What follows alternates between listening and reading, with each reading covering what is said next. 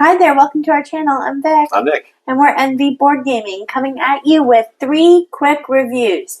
These are small games or games that we don't really want to do like a full video review for, so we're going to compact them into one fantastic review video with 3 games. Yeah, 2 of these 3 were crowdfunded. The other we picked up. So the first one we're going to go with is a crowdfunded game.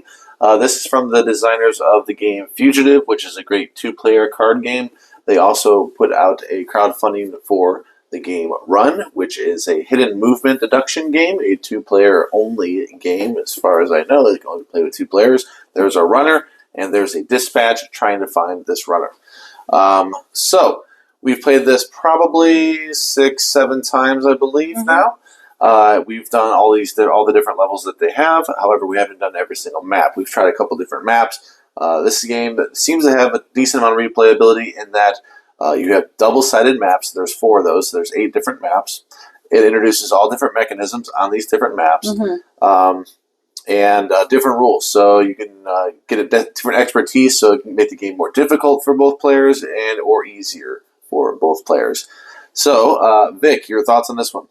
Yeah, I typically don't enjoy hidden movement or asymmetrical games too much. I'm kind of choosy about them. If it's 1v1, I have a particular, set of needs and wants with those.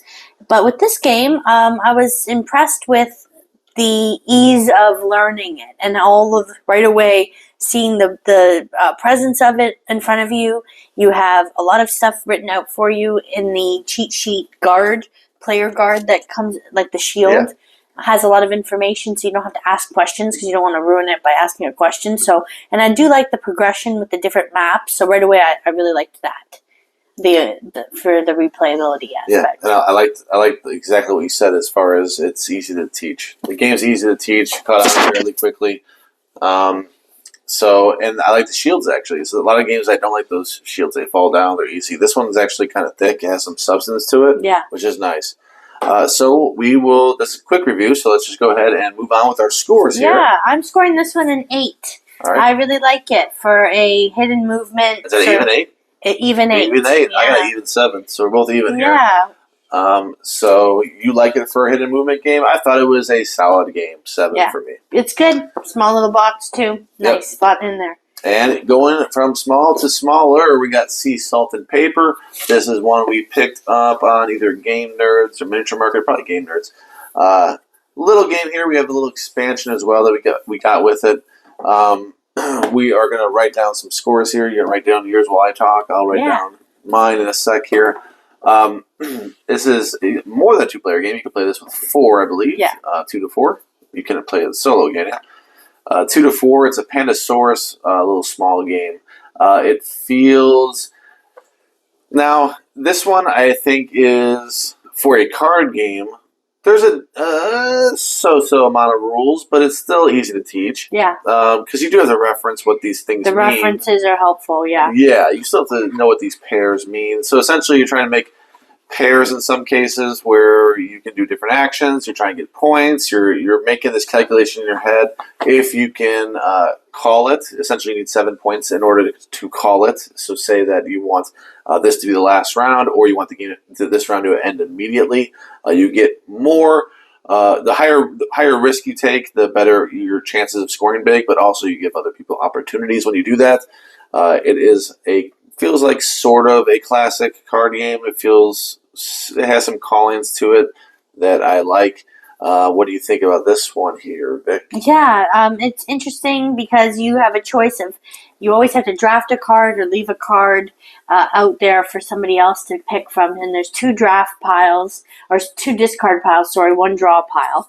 And you have to really think about what you're going to put out there. Then there's a set collection aspect, a color bonus that happens, doing math to try to determine, is this the best time to do the last chance? I really like that. The art is really cool on it. There's some origami art that right away, whenever people play this, they do make comment about how neat it looks. And we found that it was easy to pass on when we played this with others. They have asked us about it and have enjoyed it. So, jumped out of my hand. I gave you some time to rate a score. All right. Anything else you want to say about sea salt and paper? For a card game, I feel it is one that you're probably going to want to put in your collection if you get it for cheap. Just because it is one you crank out at the end of the night. It's something easy you can play at 2. It scales up to 4 very well. We've tried it at both those player counts and it worked great. So I don't see any issue if it's in that $10 to $15 range. It's one you should add to your collection. I'm going to give this one an 8-2. I think it's a solid game, better than a solid game. For a card game, what you got here, this little box, I'm going to give it an 8-2 just for that. Yeah, I'm higher than you, 9.1 Wow. on this, because I really like it. I really enjoy. I've had some wins when I didn't think I would be able to win. Sometimes with these, where you have to guess, am I able to best you? And we have some good matchups with this one, so it's a good filler for us. That's pretty high. 9-1 for the little card It's game. a card game for the card game scale. This is a 9-1. This isn't like a scythe, No. Anywho. So what's the next one? This is a Kickstarter. I backed it. I don't always back. I'm giving you some time. Go ahead. I don't always back games, so this game was a cool subject matter for me. When I saw it, it had a band music theme, which is neat. And we have been happy with Inside Up Games. They've done some good ones. We've enjoyed it. And so when I saw it was drafting.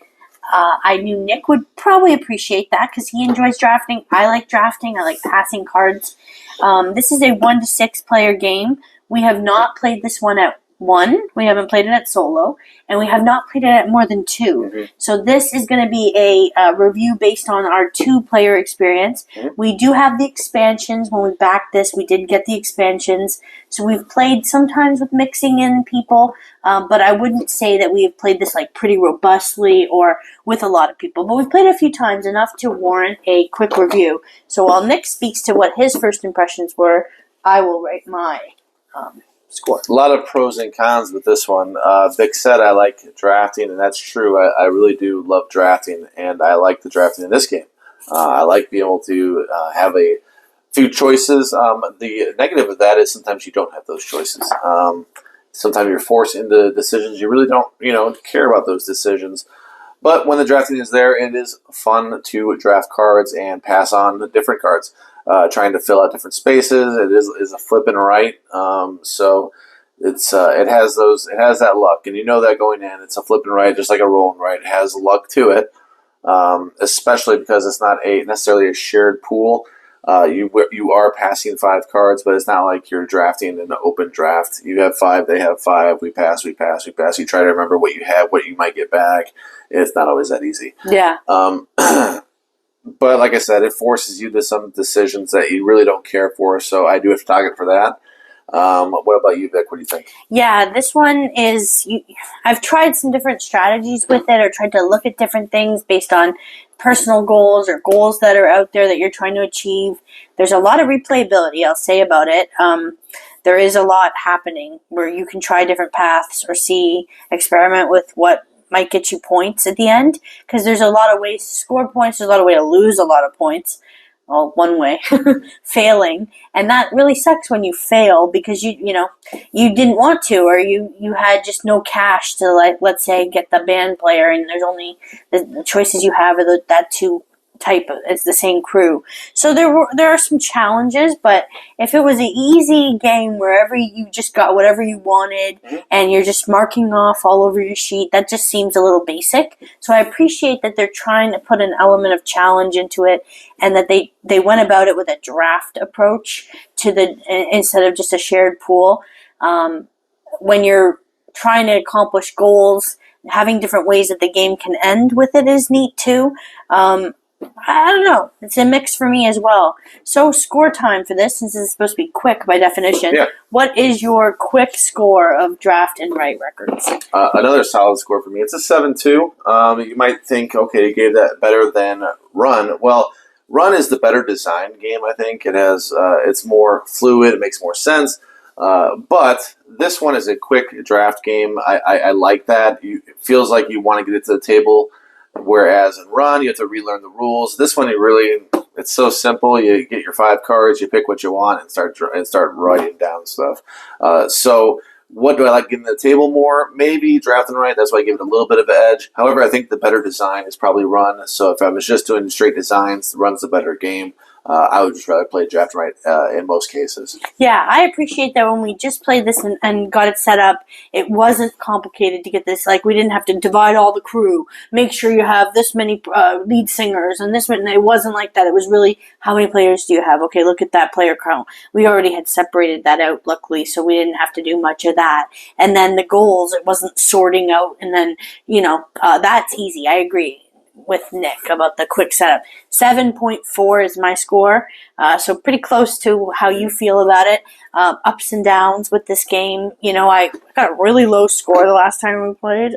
Yeah, I'm surprised I don't know I what came happened. in lower than you. I came in lower than you. Yeah. High on games, I guess, tonight. So that's our quick review of these 3 games: Run, Sea Salt and Paper, and Draft and Write Records. All solid games. We got nothing below 7 here, so they were all solid. A good crew. Thank you so much for watching. We hope you enjoyed this quick review segment. If you did, please click the like, thumbs up. Let us know in the comments below if there's any games we should target for our next quick review series. And we'll see you next time. Bye. Bye-bye.